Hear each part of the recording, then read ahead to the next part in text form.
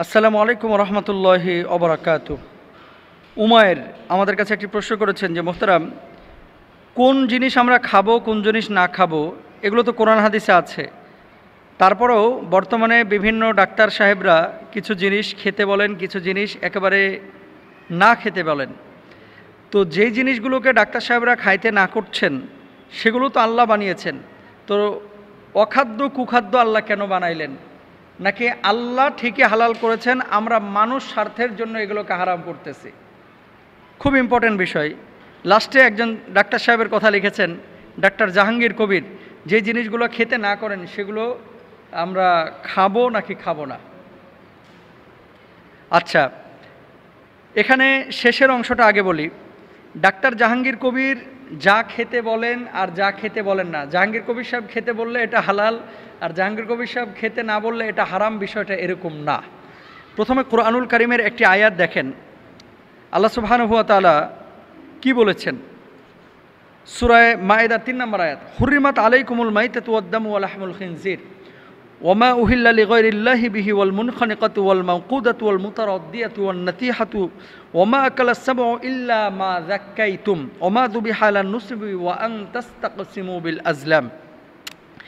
এখানে কি বলা হচ্ছে? তোমাদের জন্য হারাম করা হয়েছে মৃত জন্তু, রক্ত, শূকরের গোশত, আল্লাহ ছাড়া অন্যের নামে জবাই করা পশু, গলা চিপে মারা যাওয়া জন্তু, প্রহার করে মারা যাওয়া জন্তু, ওপর থেকে পড়ে যাওয়া জন্তু, অন্য প্রাণীর শিংয়ের আঘাতে মারা যাওয়া জন্তু এবং হিংস্র পশুতে খাওয়া জন্তু, তবে যা তোমরা জবাই করতে পেরেছ তা ছাড়া।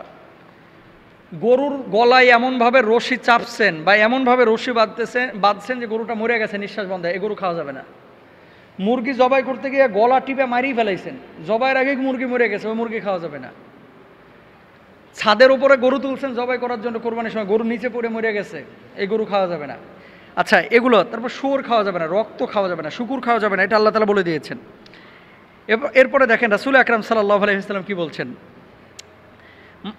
মূলত দুই প্রকারের মৃত প্রাণী এবং রক্ত খাওয়া যায়, দুই প্রকারের। মানে মৃত প্রাণী যদি গরু হয় খাইতে পারবেন না, জবাইয়ের আগে মরে গেলে। মুরগি খাইতে পারবেন না, হাঁস খাইতে পারবেন না। কিন্তু দুই প্রকারের রক্ত এবং আপনার প্রাণীর ব্যাপারে আল্লাহ রাসূল বলেছেন। এটা ইবনে মাজার হাদিস। কি বলছেন আল্লাহ রাসূল সাল্লাল্লাহু আলাইহি ওয়াসাল্লাম? উহিল্লাত লাকুম মাইতাতানে ওয়া দামানে ফাআম্মাল মাইতাতানে ফাল হুত ওয়াল জারাদু ওয়া আম্মাদ দামানে ফাল কাবিদু ওয়াত তাহানু ফাত্তিহানু ওয়া আম্মাদ দামানু ফাল কাবিদু ওয়াত্তিহালু। আল্লাহ রাসূল সাল্লাল্লাহু আলাইহি ওয়াসাল্লাম বলেছেন, তোমাদের জন্য দুই প্রকার মৃত ও রক্ত হালাল করা হয়েছে। মৃত হলো মাছ এবং টিড্ডি, আর রক্ত হচ্ছে কলিজা, প্লীহা। কলিজায় কিন্তু রক্ত থাকে, প্লীহায় কিন্তু রক্ত থাকে। টিড্ডি বলতে বুঝেন আপনারা, অনেকে হয়তো বা বুঝেন না। টিড্ডি মানে হচ্ছে ফড়িং। ফড়িং আমাদের বাংলাদেশের যে ফড়িং, এটা তো কঙ্কাল, এটার গায়ে কিছু নয়, গোস্ত মস্ত। কিন্তু আরবে যে টিড্ডি বা ফড়িং টাইপের যে প্রাণীগুলো, এগুলো চড়ুই পাখির মতো আপনার মানে সাইজে ওটার সমান না হলে আরেকটু ছোট, কিন্তু এটা খাওয়ার জন্য আপনার পছন্দের একটা খাবার আর কি। আরব বিশ্বে তখনও ছিল, এখনও অনেকে খায়, ইরান টিরানে। তো এই টিড্ডি বা ফড়িং জাতীয় জিনিস, আর হচ্ছে মরা মাছ। ইলিশ মাছ মরে যায়, খাওয়া যায়। কাতল মাছ মরে যায়, খাওয়া যায়।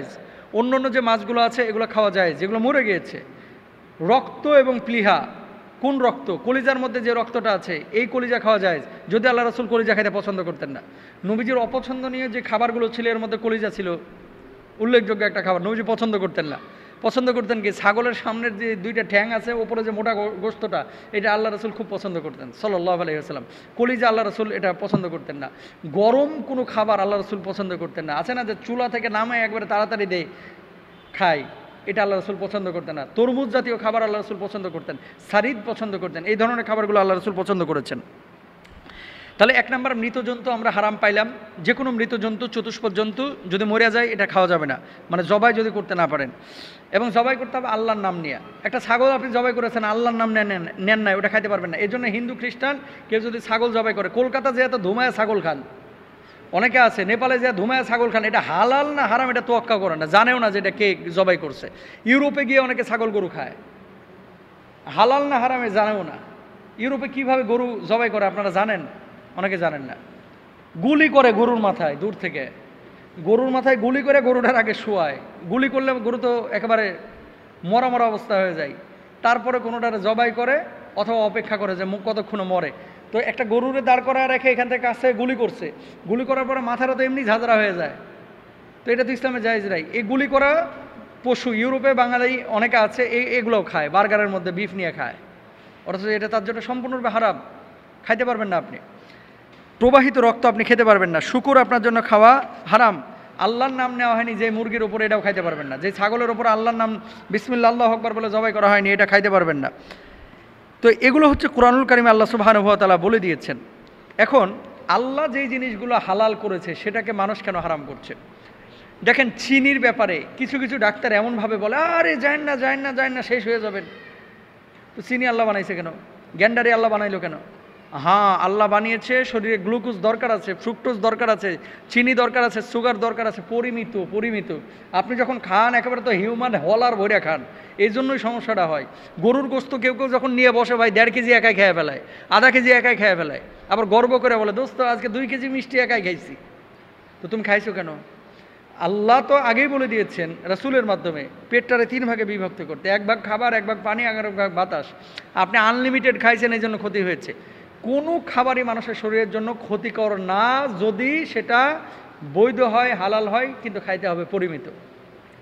এখন ডাক্তার জাহাঙ্গীর কবিরা বিভিন্ন ধরনের খাবার দাবার অসুস্থ ব্যক্তি যারা তাদেরকে না করছেন যে এটা খেয়েন না, এটা খেয়েন না, এটা খেয়েন না, কিন্তু কিছু কিছু সময় এমনভাবে উপস্থাপনটা হয়ে যায় মনে হয় যে এটা খাওয়া মনে হয় আরাম, এটা খাইলে মনে হয় আমি শেষ হয়ে যাবে, ধ্বংস হয়ে যাব। দেখেন আপনার হায়াত যতদিন আছে ভাই, গরু খাইলেও আপনি বাঁচবেন, না খাইলেও বাঁচবেন।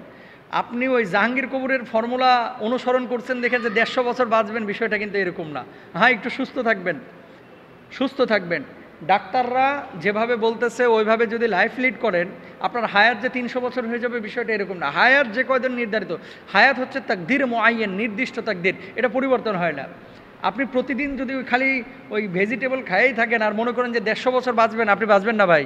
যতদিন বাঁচার কথা এটা আল্লাহ তাআলা লিখে দিয়েছেন ততদিনই বাঁচবেন।